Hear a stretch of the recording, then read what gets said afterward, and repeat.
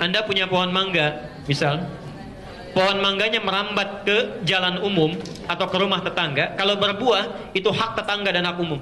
Tidak sesuai dengan ketentuan hukum yang ada di kitab-kitab fikih klasik. Saya ambilkan salah satu sumber hukum dengan kasus yang sama.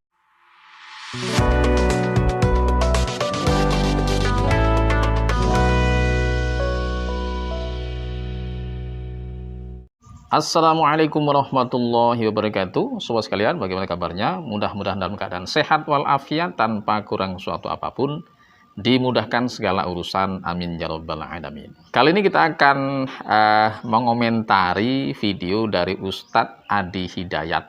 Dalam sebuah videonya, Ustadz Adi Hidayat menerangkan tentang hukum fikih, ya. Menjelaskan tentang hukum fikihnya tanaman yang dahannya menjulur ke pekarangan orang lain. Seandainya dahan yang menjulur ke pekarangan tetangga kita itu berbuah, ada buahnya, lalu bagaimana hukum buah pada dahan yang menjulur ke pekarangan tetangga kita?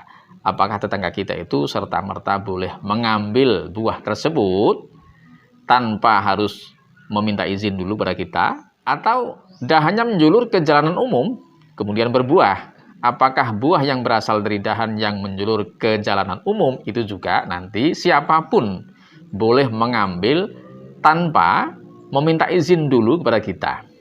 Maka kata Ustadz Adi Hidayat, apabila ada kejadian seperti itu, dahan yang menjulur ke pekarangan orang lain, maka orang tersebut boleh mengambil buahnya tanpa meminta izin kepada si pemilik pohon. Karena itu termasuk malun mustarok, atau harta atau buah yang statusnya adalah milik bersama, ataupun yang menjalar ke jalanan umum. Ini juga menjadi buah milik bersama. Siapapun yang lewat kemudian mengambil buah tersebut, hukumnya boleh tanpa meminta izin kepada si pemilik pohon. Sebagaimana tadi, si tetangga boleh mengambil buah yang menjulur ke arah pekarangannya tanpa harus meminta izin kepada si pemilik pohon, kata Ustadz Adi Hidayat. Berikut kita lihat sama-sama cuplikan video dari Ustadz Adi Hidayat yang menerangkan tentang hukum tersebut. Kalau ada satu buah atau tumbuhan, ya, terlepas dari pohonnya kemudian keluar dari arealnya, itu haknya masih hak pemilik kebun atau hak umum? Dari mana taunya? Cepat sekali jawabnya, umum gitu ya. Baik, lihat kaidah utamanya ya, kaidah utamanya. Jangankan keluar areal, Anda punya pohon mangga, misal pohon mangganya merambat ke jalan umum atau ke rumah tetangga, kalau berbuah itu hak tetangga dan hak umum. Jadi jangan marah kalau mangganya diambil tetangga, karena itu bukan hak Anda. Ya, hak orang yang kedapatan buahnya ke sana. Jadi kalau ke jalan diambil sama orang jalan, nggak apa-apa. Cara hukum fikih, ya, secara hukum fikih. Atau ke rumah tetangga, tapi ini hanya berlaku bagi tumbuhan saja, jangan dikiaskan. Oh, berarti kalau hewan juga begitu Ustaz ya? Ada ayam tetangga main ke rumah kita, potong aja misalnya, itu nggak bisa ya. Itu cuma untuk buah. Baik. Awas, hati-hati jangan salah menyimpulkan. Jadi penjelasan Ustadz Adi Hidayat terkait hukum pohon yang menjalar ke pekarangan tetangga atau ke jalanan umum itu tidak sesuai dengan ketentuan hukum yang ada di kitab-kitab fikih klasik. Saya ambilkan salah satu sumber hukum dengan kasus yang sama dari kitab Bughyatul Mustarsyidin. Di sini ada redaksi yang bunyinya begini: walawis tangsarot a'dha'u syajaratin au urukuha ila hawaimil giljar ujbira sahibuha ala tahwiliha fa ilam yaf'al falil jar tahwiluha summa qat'aha walau biizni hakimin. Artinya, ketika ada dahan pohon yang menyebar sampai melewati areal udara tetangga kita, kemudian apa yang menjadi hak tetangga kita itu, maka di sini katakan ujbira sahibuha ala tahwiliha, maka si pemilik pekarangan yang areal udaranya ini terlewati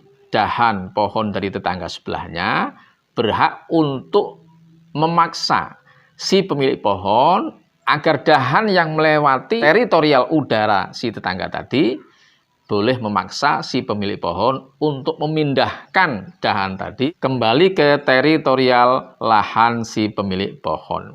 Kalau si pemilik pohon tidak mau, bagaimana? Falil jar tahwiluha summa qata'aha walau bila idzni hakimin. Ketika si tetangga tadi yang memiliki pohon tadi kok nggak mau untuk memindahkan dahan yang sudah melewati teritorial tetangga sebelahnya, maka si tetangga yang terlewati teritorial udaranya tadi boleh memotong dahan yang melintas di pekarangannya walaupun tanpa izin hakim. Jadi itu ya ketentuan hukumnya.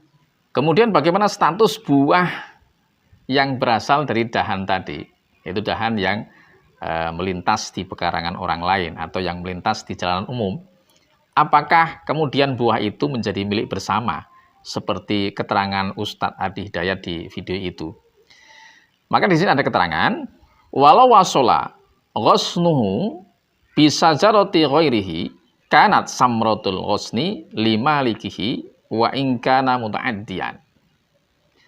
Jadi ada keterangan di sini ya, apabila satu dahan dari pohon milik seseorang ini berada di lintasan area milik orang lain, ya, menjorok di pekarangan orang lain atau di jalan umum katakanlah ya, intinya menyeberang dari pekarangan dia, maka status buah itu punya siapa?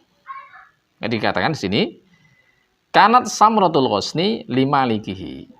Jadi buahnya itu tetap punya si pemilik pohon. Bukan sebagai malun mustarok, bukan sebagai milik bersama, bukan. Tetapi tetap miliknya itu adalah si pemilik pohon. Jadi kalau mau makan, mau ngambil, ya tetap harus izin si pemilik pohon. Karena itu masih mutlak si pemilik pohon ya. Jadi ini